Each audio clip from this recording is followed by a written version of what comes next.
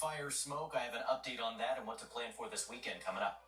Plus, chilling discovery. A man connected to a Boardman crime in 1972, now linked to another young boy's death. The new information just revealed is new at 5. Plus, a sentencing delay for a former dance teacher convicted of sex crimes. The reason behind the decision and what's next in the case. Another animal hoarding case in Youngstown. Dogs removed from a home and camper.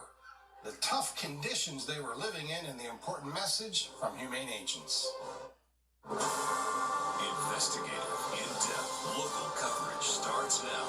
This is WKBN 27 First News at 5. Good evening, I'm Dave Sess. I'm Lindsay Watson. It's been 5 months since we reported a 50-year-old murder case involving a young boy in Boardman had been solved. The suspect was a man who died 4 years ago in California. Today we learned the same man was likely involved in the murder of another young Boardman boy around the same time. First News anchor Stan Boney joins us live in the studio with those details. Well, this is Joseph Norman Hill, the man who police and prosecutors say is responsible for the murder of not one, but 2 young boys in Boardman between 1972 and 1975. In January of this past year, Hill was linked to the April 1972 murder of 12-year-old Brad Bellino. At a news conference today, it was announced that Hill also likely murdered 13-year-old David Evans. This happened in January of 1975.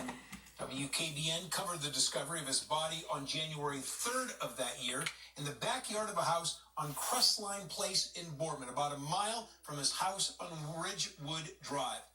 At the time, the Mahoney County coroner ruled Evans died of natural causes, but in February of this year, Coroner David Kennedy changed the ruling to homicide, since Evans had broken bones and a puncture wound. Evans' clothes were then sent to Ohio's Bureau of Criminal Investigation for testing. And as a result of the testing, it was found that a DNA profile obtained off of David Evans' underwear came back to Joseph Hill Sr., also the same individual that we had involved in the first homicide. It's very possible that there are other cases out there here, California, somewhere in between along the Killer Hill's journey. At today's news conference, it was pointed out that both Brad Bellino and David Evans looked alike, but it was also noted that there was no connection between the 2 boys. While Joseph Hill was in Boardman, he was a delivery driver for a now-closed bottled water company. He moved to California about 1980, where he died in 2019. Police today said they do not believe that Joseph Hill was involved with any other murders anywhere around Youngstown. The parents of David Evans are now deceased. He has a brother and sister who live out of state. They declined to be part of today's news conference and asked for privacy concerning the latest news about their brother's death. Live in the studio, Stan Boney, WKBN 27 First News. Thanks so much, Stan. Old Town Road in Austintown is back open tonight after a water main break. This in the area near I-80.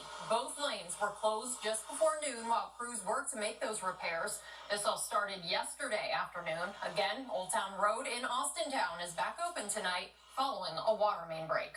All right, there have been some darker clouds today, but have they dropped any rain? Working on day 19 without any rain at the airport now, so let's find out if there's any chance of it happening tonight. Here's meteorologist Ryan.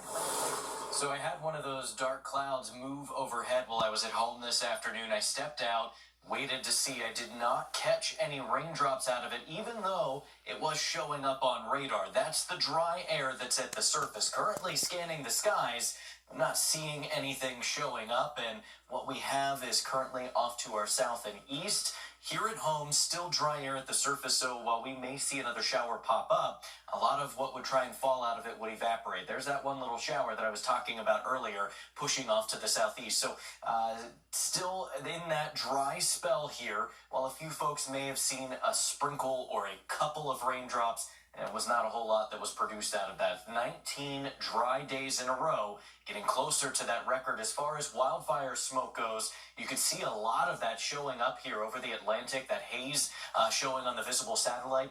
I can't see much if there is smoke below the clouds here due to the upper clouds moving in associated with an area of low pressure. but that is what would be driving in that smoke coming out of Canada. And the latest modeling suggests that if there is still smoke present, those plumes, we would be looking at that moving in overnight, lingering in the area tomorrow. So that risk for a haze from wildfire smoke lingers in the forecast for tomorrow and even into the start of our Saturday. We'll have to continue monitoring that. As far as temperatures go, it was a little cool today, especially without that sunshine. Upper 60s now, and for tonight, those temperatures will drop back down into the upper 40s. Another cool start to the day and another cool afternoon, but we will warm up a little bit for this weekend. We're going to take a look at that. We'll also look at future tracker and time out that storm system that will bring us a chance for a soaking rain in just a few minutes.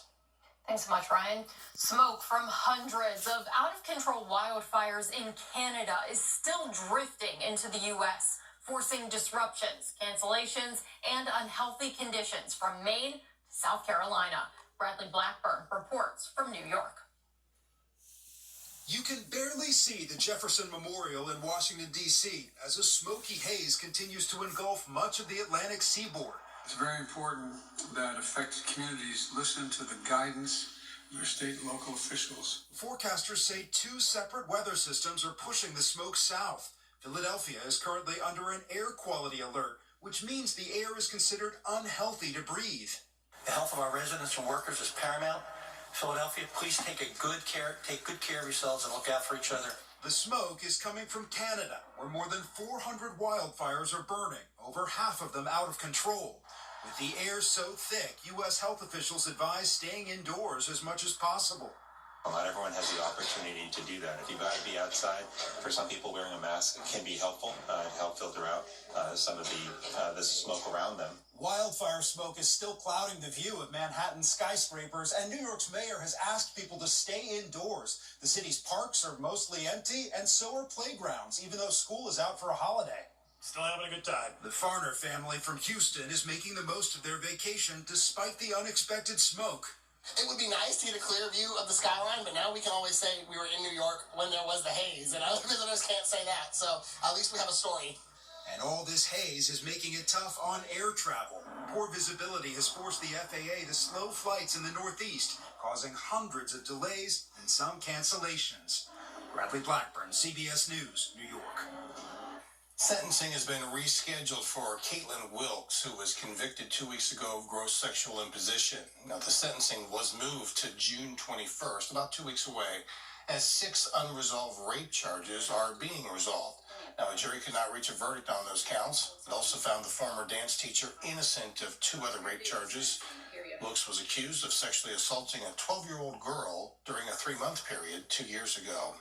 A 17-year-old was sentenced today for his role in the shooting death of a Youngstown teen. That boy will stay in the Department of Youth Services until he turns 21.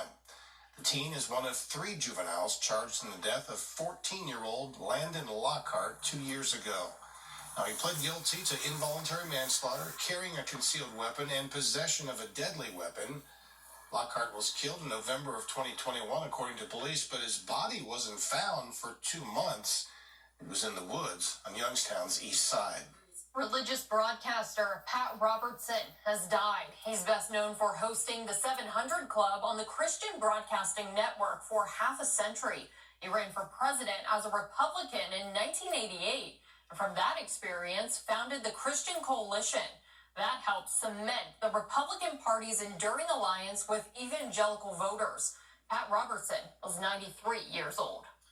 One of the people who came up with the idea for the Oh Wow Center has died. Gloria Jones passed away after a brief illness. This picture showing her with her husband Roger, the other co-founder of Oh Wow.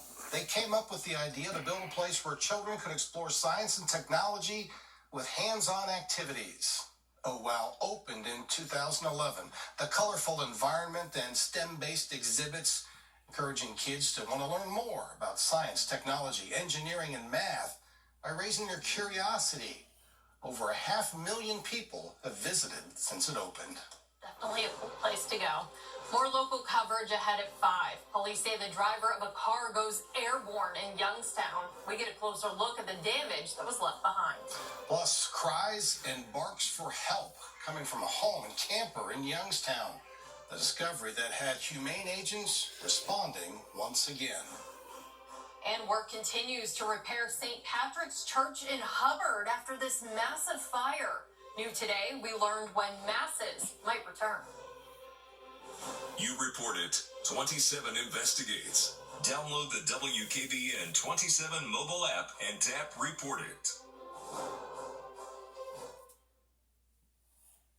This segment of 27 First News is sponsored by Flynn's Tire and Auto Service. Hi, I'm Joe Flynn with Flynn's Tire.